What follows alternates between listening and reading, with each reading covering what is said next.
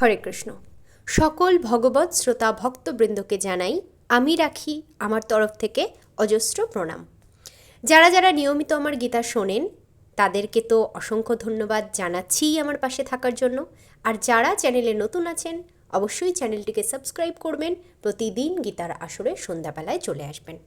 আমরা সকলে একত্রে মিলে গীতা পড়ব, গীতা শুনব আর আনন্দময় জীবনযাপন করব, এটাই আমাদের লক্ষ্য। তাহলে আর বেশি আজ সময় নষ্ট না করে শুরু করছি। আমরা গতদিন শুরু করেছিলাম মোক্ষযোগ। আজ আমরা পড়ব শ্লোক 6 থেকে। এতান্নপি তু কর্মাণি সঙ্গং ত্যক্তা ফলানি চ কর্তব্যানীতি মে পার্থ নিশ্চিতং মতমুত্তমম। অনুবাদ: হে পার্থ, এই সমস্ত কর্ম আসক্তি ও ফলের আশা পরিত্যাগ করে কর্তব্যবোধে অনুষ্ঠান করা উচিত, ইহাই আমার নিশ্চিত উত্তম অভিমত। তাৎপর্য: যদিও সব কয়টি যজ্ঞই পবিত্র, তবুও তা অনুষ্ঠান করার মাধ্যমে কোনো রকম ফলের আশা করা উচিত নয়। পক্ষান্তরে বলা যায়, জাগতিক উন্নতি সাধনের জন্য যে সমস্ত যজ্ঞ তা বর্জন করতে হবে, কিন্তু যে সমস্ত যজ্ঞ মানুষের অস্তিত্বকে পবিত্র করে এবং তাদের পারমার্থিক স্তরে উন্নীত করে তা কখনোই ত্যাগ করা উচিত নয়। কৃষ্ণ ভাবনাময় ভগবত ভক্তি লাভের সহায়ক সব কিছুকে সর্বতোভাবে গ্রহণ করা উচিত। শ্রীমদ্ ভগবতেও বলা হয়েছে, যে সমস্ত কার্যকলাপ ভগবত ভক্তি লাভের সহায়ক তা গ্রহণ করা উচিত। সেটিই হচ্ছে ধর্মের সর্বোচ্চ নীতি।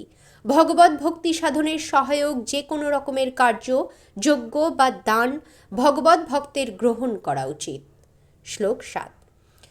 নিয়তস্য তু সন্ন্যাসঃ কর্মণো নোপপদ্যতে মোহাত্তস্য পরিত্যাগস্তামসঃ পরিকীর্তিতঃ। অনুবাদ: কিন্তু নিত্যকর্ম ত্যাগ করা উচিত নয়। মোহবশত তার ত্যাগ হলে তাকে তামসিক ত্যাগ বলা হয়। তাৎপর্য: জড় সুখভোগের উদ্দেশ্যে যে সমস্ত কর্ম তা সবই পরিত্যাজ্য, কিন্তু যে সমস্ত কর্ম মানুষকে পারমার্থিক ক্রিয়াকলাপে উন্নীত করে, যেমন ভগবানের জন্য রান্না করা, ভগবানকে ভোগ নিবেদন করা এবং ভগবত প্রসাদ গ্রহণ করা অনুমোদন করা হয়েছে। শাস্ত্রে বলা হয়েছে যে সন্ন্যাসীর নিজের জন্য রান্না করা উচিত নয়, নিজের জন্য রান্না করা নিষিদ্ধ, কিন্তু পরমেশ্বর ভগবানের জন্য রান্না করতে কোনো বাধা নেই।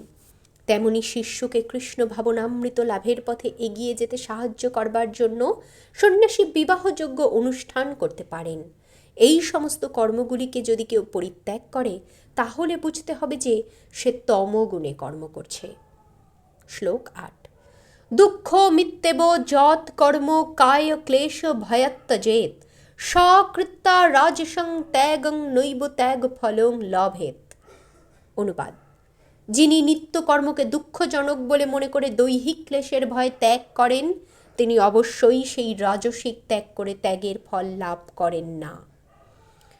তাৎপর্য: অর্থ উপার্জন করাকে ফলাশ্রয়ী সকাম কর্ম বলে মনে করে কৃষ্ণ ভক্তের অর্থ উপার্জন পরিত্যাগ করা উচিত নয়। কাজকর্ম করে অর্থ উপার্জন করে সেই অর্থ যদি শ্রীকৃষ্ণের সেবায় নিয়োগ করা হয়, অথবা খুব সকালে ঘুম থেকে ওঠা যদি পারমার্থিক কৃষ্ণ ভক্তির সহায়ক হয়, তাহলে সেই সমস্ত কর্মগুলি কষ্টদায়ক বলে তার ভয়ে সেগুলির অনুশীলন থেকে বিরত থাকা উচিত নয়। এই ধরনের ত্যাগ রাজসিক মনোভাবাপন্ন। রাজসিক কর্মের ফল সবসময় ক্লেশদায়ক হয়ে থাকে। সেই মনোভাব নিয়ে কেউ যদি কর্ম পরিত্যাগ করেন তাহলে তিনি ত্যাগের যথার্থ সুফল কখনোই অর্জন করেন না। শ্লোক 9। কার্যমিত্যেব যৎ কর্ম নিয়তং ক্রিয়তে অর্জুন সঙ্গং ত্যক্তা ফলং চৈব স ত্যাগ সত্ত্বিকো মতঃ। অনুবাদ: হে অর্জুন, আসক্তি ও ফল পরিত্যাগ করে কর্তব্যবোধে যে নিত্যকর্মের অনুষ্ঠান করা হয়, আমার মতে সেই ত্যাগ সাত্ত্বিক। তাৎপর্য: এমন মনোভাব নিয়ে সর্বদাই নিত্যকর্মের অনুষ্ঠান করা উচিত যেন ফলের প্রতি অনাসক্ত হয়ে কাজ করা হয়। এমনকি কাজের ধরনের প্রতিও অনাসক্ত হওয়া উচিত। কৃষ্ণ ভাবনাময় কোনো ভক্ত যদি কখনো কোনো কারখানাতেও কাজ করেন, তখন তিনি কারখানার কাজের প্রতি আসক্ত হন না এবং কারখানা শ্রমিকদের প্রতিও আসক্ত হন না। তিনি কেবল শ্রীকৃষ্ণের জন্য কাজ করেন এবং যখন তিনি কর্মফল শ্রীকৃষ্ণকে অর্পণ করেন তখন তার সেই কর্ম অপ্রাকৃত স্তরে অনুষ্ঠিত হয়। শ্লোক 10। ন দেষ্টকুশলং কর্মকুশলে নানুসজ্জতে ত্যাগী সত্য সমাবিষ্ট মেধাবী ছিন্ন সংশয়া। অনুবাদ: সত্যগুণে আবিষ্ট, মেধাবী ও সমস্ত সংশয় ছিন্ন ত্যাগী অশুভ কর্মে বিদ্বেষ করেন না এবং শুভ কর্মে আসক্ত হন না। তাৎপর্য: যে মানুষ কৃষ্ণ ভাবনাময় বা সত্যগুণময় তিনি কাউকে বা শরীরের পক্ষে ক্লেশদায়ক কোনো কিছুকেই ঘৃণা করেন না। তিনি শারীরিক দুঃখ কষ্টের পরোয়া না করে যথাস্থানে ও যথাসময়ে তার কর্তব্য পালন করে চলেন। ব্রহ্মভূত স্তরে অধিষ্ঠিত এই সমস্ত মানুষদের সবচেয়ে বুদ্ধিমান এবং তাদের কার্যকলাপ সর্বপ্রকারেই সন্দেহাতীত বলে জানতে হবে। শ্লোক 11। ন হি দেহ ভৃতা শক্কং ত্যক্তং কর্মাণ্যশেষতঃ যস্তু কর্মফল ত্যাগী স ত্যাগিত্ব ভিধীয়তে। অনুবাদ: অবশ্যই দেহধারী জীবের পক্ষে সমস্ত কর্ম পরিত্যাগ করা সম্ভব নয়, কিন্তু তিনি সমস্ত কর্মফল পরিত্যাগী। তিনিই বাস্তবিক ত্যাগী বলে অভিহিত হন। তাৎপর্য: ভগবদ্গীতায় বলা হয়েছে যে কেউ কখনো কর্ম ত্যাগ করতে পারে না। তাই কর্মফল ভোগের আশা না করে যিনি শ্রীকৃষ্ণের জন্য কর্ম করেন তিনি সব কিছুই শ্রীকৃষ্ণকে অর্পণ করেন। তিনিই হচ্ছেন প্রকৃত ত্যাগী। আন্তর্জাতিক কৃষ্ণ ভাবনামৃত সংঘের বহু সভ্য আছেন যারা অফিসে, কলকারখানায় অথবা অন্য জায়গায় খুব কঠোর পরিশ্রম করছেন এবং তারা যা রোজগার করছেন তা সবই সংঘকে দান করছেন। এই সমস্ত মহাত্মারাই যথার্থ সন্ন্যাসী। এরাই যথার্থ ত্যাগের জীবনযাপন করছেন। এখানে স্পষ্টভাবে উল্লেখ করা হয়েছে কিভাবে কর্মফল ত্যাগ করতে হয় এবং কি উদ্দেশ্য নিয়ে সেই কর্মফল ত্যাগ করা উচিত। শ্লোক 12।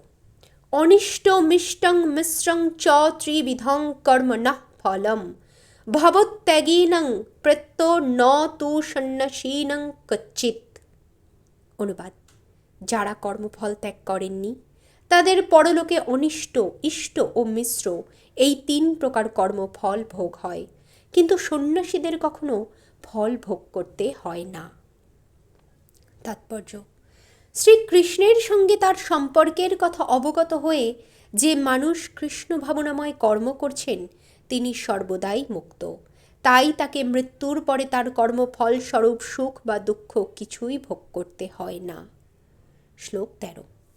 পঞ্চৈতানি মহাবাহ কারণানি নিবোধ মে সংখ্যে কৃতান্তে প্রোক্তানি সিদ্ধয়ে সর্বকর্মণাম। অনুবাদ: হে মহাবাহ, বেদান্ত শাস্ত্রের সিদ্ধান্তে সমস্ত কর্মের সিদ্ধির উদ্দেশ্যে এই 5টি কারণ নির্দিষ্ট হয়েছে, আমার থেকে তা অবগত হও। তাৎপর্য: প্রশ্ন হতে পারে যে প্রত্যেক ক্রিয়ারই যখন একটি প্রতিক্রিয়া রয়েছে তাহলে এটি কিভাবে সম্ভব যে কৃষ্ণ ভাবনাময় মানুষকে তার কর্মের ফলস্বরূপ সুখ বা দুঃখ কোনোটিই ভোগ করতে হয় না? ভগবান বেদান্ত দর্শনের দৃষ্টান্ত দিয়ে এখানে বিশ্লেষণ করছেন কি করে তা সম্ভব।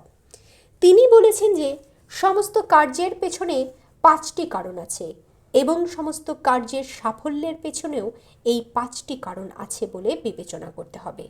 সাংখ্য কথাটির অর্থ হচ্ছে জ্ঞানের বৃন্ত এবং বেদান্তকে সমস্ত আচার্যেরা জ্ঞানের চরম বৃন্ত বলে গ্রহণ করেছেন। এমনকি শঙ্করাচার্য পর্যন্ত বেদান্ত সূত্রকে এভাবেই স্বীকার করেছেন।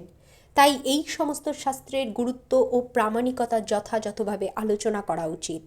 সব কিছুর চূড়ান্ত নিয়ন্ত্রণ বা নিষ্পত্তি হচ্ছে পরমাত্মার ইচ্ছা। সেই সম্বন্ধে ভগবদ্গীতায় বলা হয়েছে সর্বস্ব চাহং হৃদি সন্নিবিষ্টঃ। তিনি সকলকে তার পূর্বের কর্মের কথা স্মরণ করিয়ে দিয়ে নানা রকম কাজে নিযুক্ত করছেন।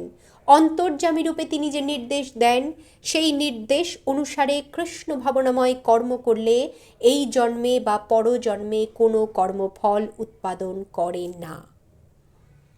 আজ এ পর্যন্তই সমাপ্ত। কমেন্টে আপনাদের মতামত লিখবেন। যদি কোনো মতামত না থাকে অবশ্যই হরে কৃষ্ণ লিখবেন। শুধু শুধু দেখে শুনে চলে যাবেন না। এটা আমার দাবি বলুন, অধিকার বলুন বা অনুরোধ বলুন, যে কোনো একটি ধরে নেবেন। আজ তবে আসি, সুস্থ থাকবেন।